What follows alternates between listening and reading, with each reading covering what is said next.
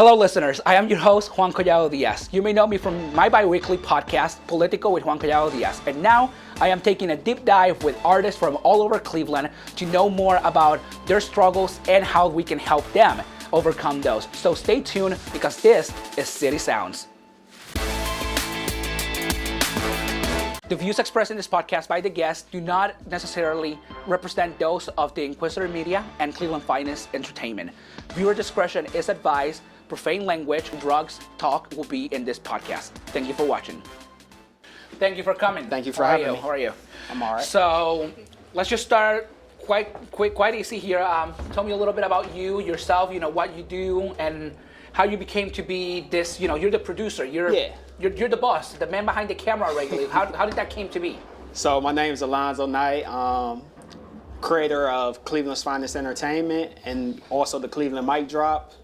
I started, making, putting everything together.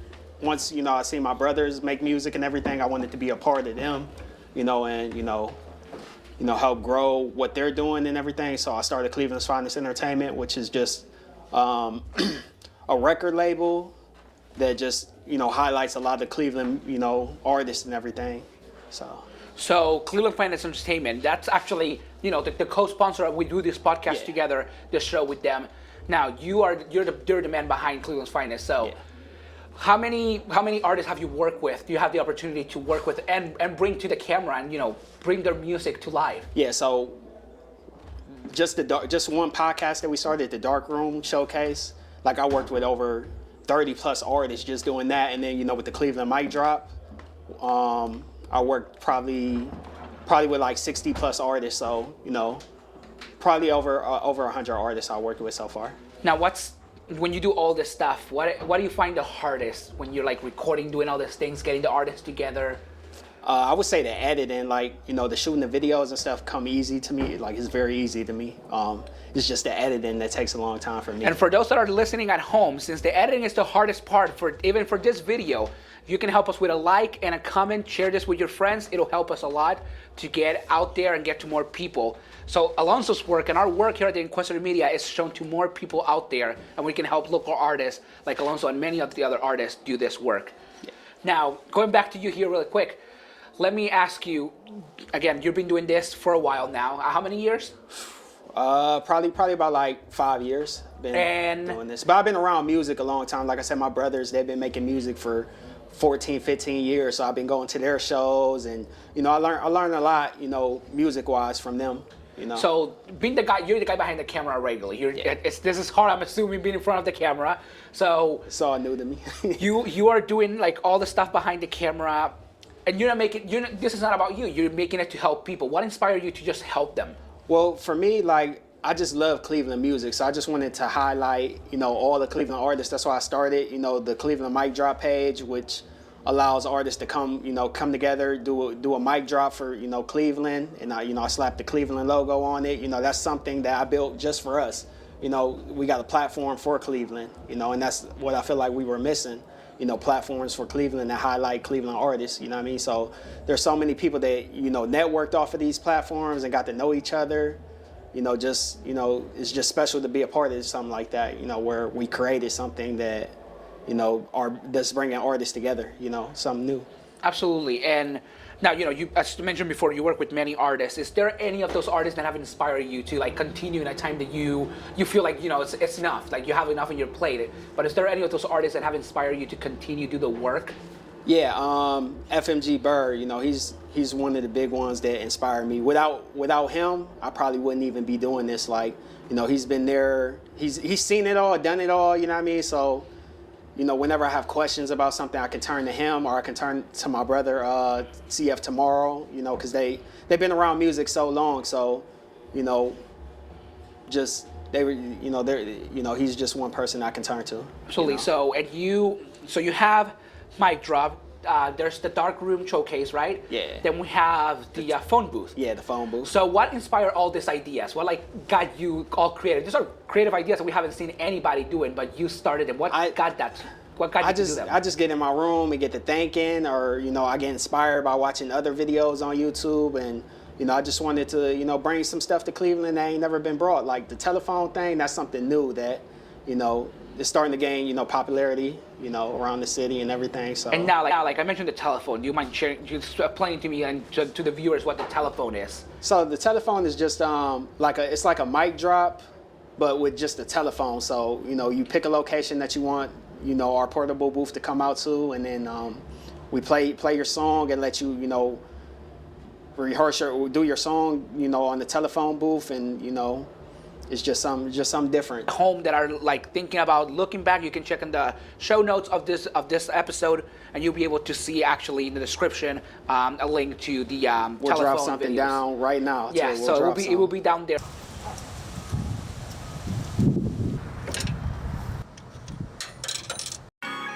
Hey, Carter, you going crazy. Cleveland's finest, baby. Get money, Everybody think I money, crap. get money, money, get money. Down with it. Bitch, get back. You ain't coming inside my crib. I don't know what you been in. Fight nigga out here in there. Try to play with this shit. Got here in this fitty. DLA, that bitch on my dick, and I told that bitch you could just go up to Diddy's. I ain't gonna live this shit once. I'm living it twice. So go to the description, finish this, and then go watch that. So let me ask you now. We started this podcast, this show, because local artists are struggling. Yeah. We know, the TV, radio stations are not playing their music. They're not playing them. It's becoming harder every day to get into like mainstream. And it's becoming harder to be, the next Jay-Z, Michael Jackson, whatever you want to like of rap here. What do you think are these local artists like? Why do you think like the regular big medias are not helping them, and why are they struggling so hard? Well, I think the reason why people are struggling so hard is because a lot of people won't support Cleveland music, and it's like we have all this talent here. They'll go support a Lil Durk or NBA YoungBoy, and it's like we have all the talent here. We have the best videographers, man. We got Henny Honky. We got man. It's just so many videographers, man, out here. It's so many artists. Like it's like if everybody learned how to work together. Like, man, we could take over. Like, we could be the next Chicago or the next California with the music shit. So it's like, we just got to have everybody working together. And I feel like we got the platforms now, with the city sounds, we give artists opportunity to get interviewed and all that. And then we got the Cleveland mic drop. We got the telephone booth, the darkroom showcase. Like, we have the platforms. We just need the people to support, Absolutely. And then, do you think the radio stations, like specifically, that's where music is predominant? Right. Back then, back when I was a kid, we had MTV channel where we used to watch the videos. Yeah. Now it's YouTube or Vivo online, but radio stations are still predominant. Like, I go and I listen on the radio to work. We listen to radio in many ways. What do you think is the stigma that these radios are not publishing the songs?